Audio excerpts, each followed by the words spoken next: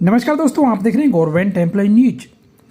देश भर के सरकारी कर्मचारियों को समय समय पर वेतन और भत्तों में बढ़ोतरी का फायदा मिलता है।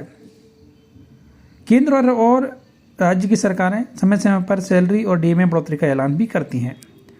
पिछले दिनों केंद्र सरकार ने केंद्रीय कर्मचारियों के लिए महंगाई भत्ते में बढ़ोतरी का ऐलान किया था और केंद्रीय कर्मचारियों के लिए महंगाई भत्ता लागू भी हो गया। वहीं केंद्र के बाद अब कुछ राज्य सरकारों ने भी महंगाई भत्ते में बढ़ोतरी का ऐलान किया है। अब दक्षिण भारत के एक और राज्य ने ऐसा किया है।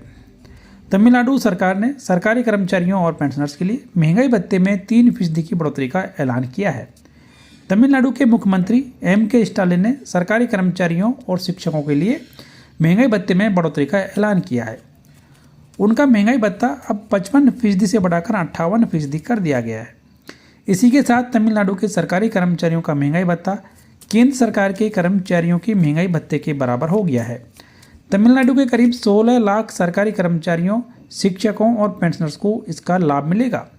बताया गया कि महंगाई भत्ते में बढ़ोतरी से सरकारी खजाने पर 1,829 करोड़ रुपए का अतिरिक्त भार बढ़ेगा। इससे पहले केंद्र सरकार ने भी केंद्रीय कर्मचारियों और पेंशनर्स के लिए महंगाई भत्ता और महंगाई राहत में बढ़ोतरी का ऐलान किया था।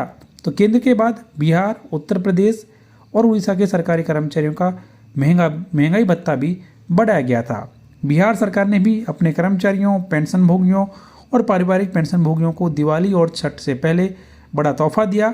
सरकार ने महंगाई भत्ता और महंगाई राहत 55% से बढ़ाकर 58% करने का ऐलान किया था और ये नई दरें 1 जुलाई 2025 से प्रभावी माने जाएंगे।